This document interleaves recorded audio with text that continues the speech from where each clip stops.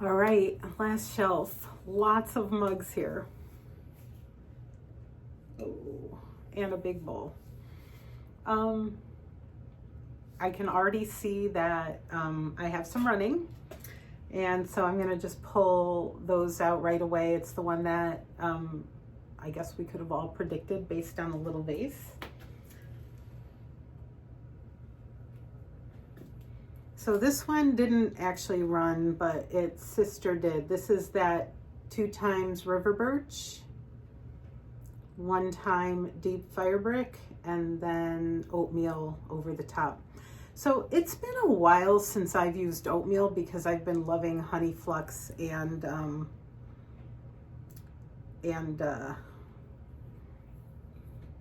sorry, I'm being distracted. Since I've been loving honey flux and pearl white so much lately. And then I realized I had a whole gallon of oatmeal. So I'm like, I need to start using it. I don't want to keep buying more glazes and not use what I have.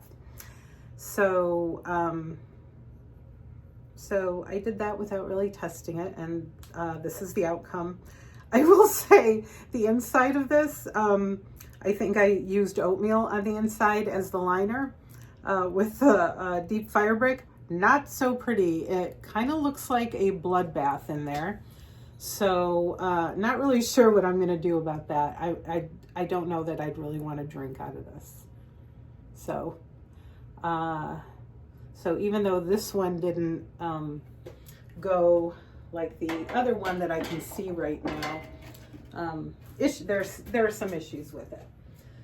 Oh man. Yeah, look at that.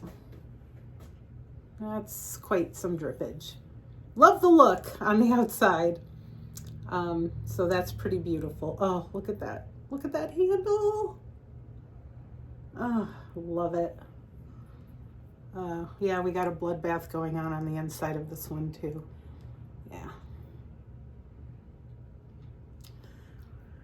Yeah. Okay, so we'll see if I want to refire. I probably won't refire. Those might just be for a great place. I see another one that dripped, so I'm going to just pull that out. And all right, so what I did here was black walnut ×2 and green tea ×2. I think I had seen this on Pinterest, and I do love the color. I do love the color.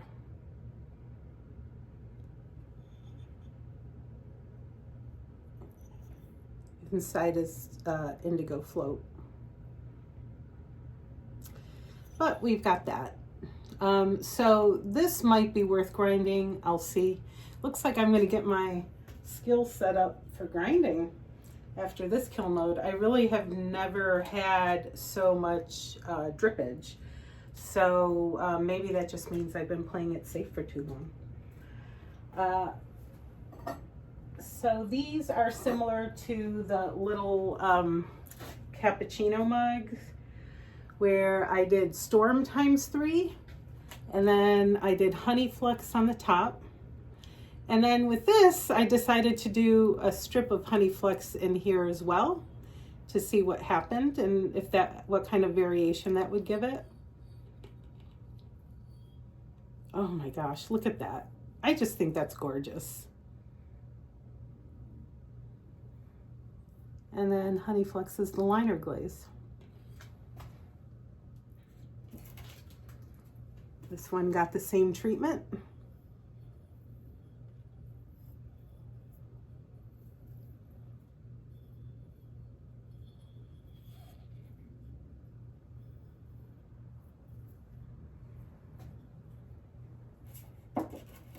All right, good old stable ones.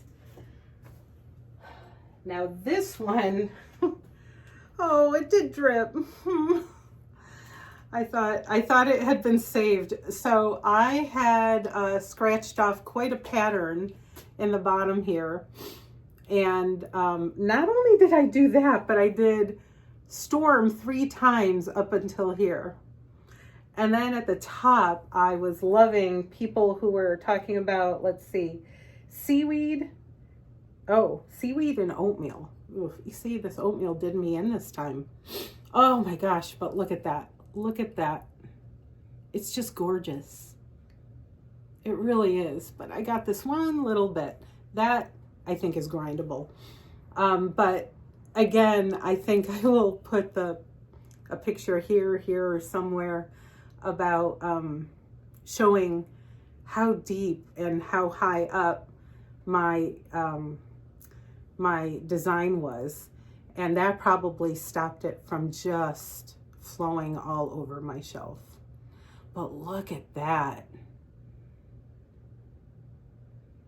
That's just gorgeous.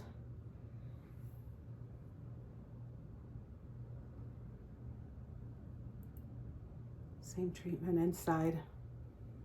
Oof. I like it. I'll just have to control it a little bit better. All right. So another one that I had been, hold on. Oh, okay. Oh, nope. I'm gonna have to put you on hold for a moment. I gotta look this one up. All right, I'm back, and my notes, I also have a correction on a previous one. This is black walnut and stone denim, not green tea. So it dripped like crazy, or ran like crazy, but still gorgeous. So that's the correction. And with this one, it is what I thought, but again, it ran a lot, and this one doesn't have oatmeal. So what I did here is there were 3 thick coats of ancient copper up to here. And then above that, I had Power Turquoise ×2 and Seaweed ×2.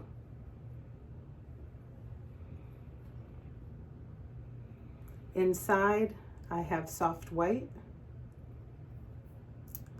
But boy, that really ran right over the ancient copper. What a waste of ancient copper.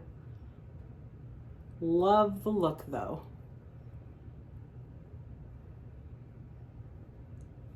Cool.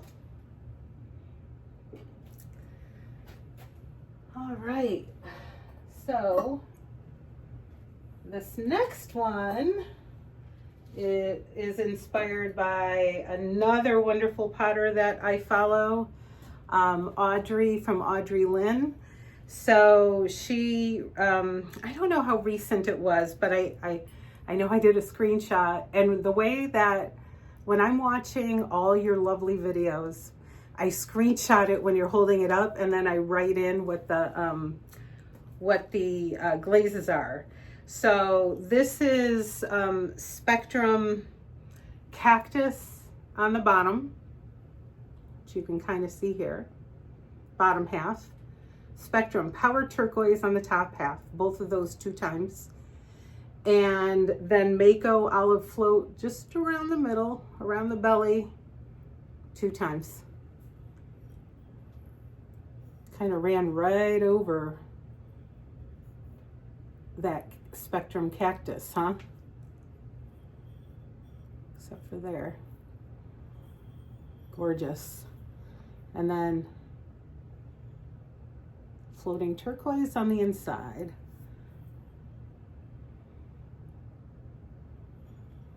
So pretty nice. That one turned out well. The other one, I got a little drippage. So I don't know if I was just more heavy-handed, but you can definitely see it looks like this one melted a lot more. They were on 2 separate sides of this shelf, but that really shouldn't have made too much of a difference. Same treatment.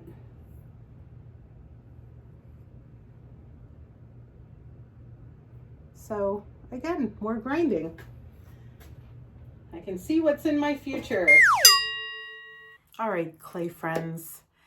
So you are either in the middle of watching or just watched a kiln unload with me, kiln unload number 3. And when I unloaded, I said that these two were the same, and I was wondering why one ran a little more than the other.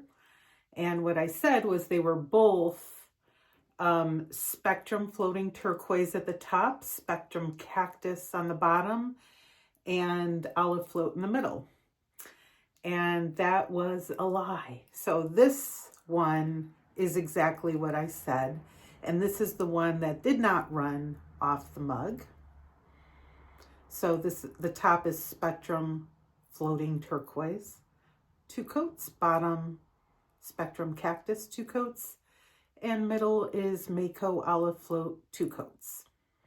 And I had said I got this from Audrey at Audrey Lynn Ceramics, and I did. Although I think she may have only put 1 coat of the olive float, which would account for it running as much as it did. On the other hand, this is Spectrum Soft Aqua at the top. With this, all the rest is the same treatment. Spectrum Cactus and Mako Olive Float, all by 2. And that is why this one ran more, and I'm going to have to do a little sanding at the bottom there. So they are a little different. And oh, and I should also say this glaze combo comes from I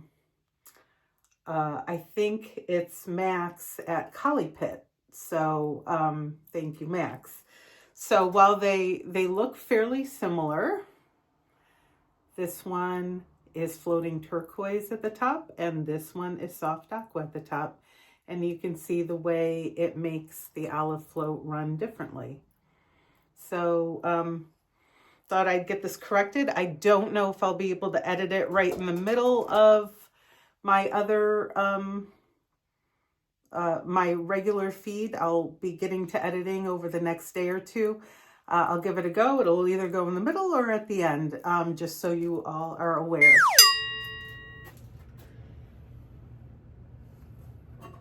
Got 2 more bowls to wrap up this kiln unload, but bottom shelf almost the same as the top, 5.5 or so. And that I will consistently say, at least for now, my L&L kiln is very consistent. So with this little bowl, I had notched out these little lines with the little dots on the top. And here I used blue rutile up until about here. And then I did ancient jasper, meeting it. Both of those 2 times each. Actually, blue rutile I did 3 times. And then a thick coat of light flux where they meet. So that gets kind of cool in here. And what I was hoping for is the browns in here where blue rutile breaks would kind of go with the ancient jasper. And I did the same treatment on the inside. Look at that. That's gorgeous. Nice. All right, my last bowl. This is an inspiration piece from Berkshire Potters. They posted, well, I found it on Pinterest, but I could tell it was one of their glaze combos. And it's kind of cool. All right, let me make sure I've got the right. So this right here. Look at that. Look at that drip. All right, so what it is it's iron luster times 2 all over, inside and out. And then I'm going to show you on the outside, but I did the same treatment on the inside. About an inch below the rim, I did Ancient Jasper ×2. And then right below that, I did a really thick coat of light flux. And it almost turns green. That is just so cool. Very cool. I don't know, maybe the outside leave it as iron luster, but definitely the inside. I want to do more with this. Maybe if the rim wasn't, so look at the profile here, it goes pretty straight down. I wonder if it went more up like this, if you would see more of that flow of that green. So that's definitely on my list. All right, that's a wrap. This is gonna be my longest kiln unload. I had lots of different things. So if you've stayed with me up until now, I really appreciate it. And once again, appreciate the support and the feedback that I get from this fabulous community. I feel so lucky to be part of it. And if you have any questions, definitely let me know. But I actually have a question for you. Hold on, I almost forgot. So this is a very simple piece. I was just kind of playing around. And again, this is just bisqued. So before it was bisqued, I did the until like 2 coats of Amico velvet underglaze, black velvet underglaze. And then I just scratched out the moon, and then I did a cat here, and then I did a cat here. And what I did is I looked at line drawings of cats and just mimicked that freehand. I don't know what to do here. Do I just put clear on it? And that actually reminds me, I forgot to say, with both the fishy mug and my Norway Nights mug, I did put a very light coat of mixing clear over the sgraffito part. So, or I was like, do I do some kind of white around it? Do I do a bright color? I mean, Jeannette Shoebox, I know she does some dark pieces that then have these beautiful, vibrant colors coming over. If anyone has a recommendation, I mean, I'll end up making my own choice, as we all do. But I was stuck here, so I ended up not glazing it because I'm like, I want to think this through. So I'm in that glaze analysis paralysis with this piece. So if anyone has a thought, please let me know. And again, thank you so much. Again, thank you to the Potter community. I do want to bring up, I know Linda at Lindy Lou always brings up all the potters that she follows and tries to uplift. And I don't think I have it in me to make the full list of everyone who has inspired me, because it is also a very long list. I do want to say that Andrea from AP Pottery and Ronda from Bynum Studios Art, they're both really close to 1,000 followers. So if you're watching this, you're probably already following them, but if you aren't, go ahead and subscribe. Get them over to that 1,000. And let's just keep lifting each other up. Take care.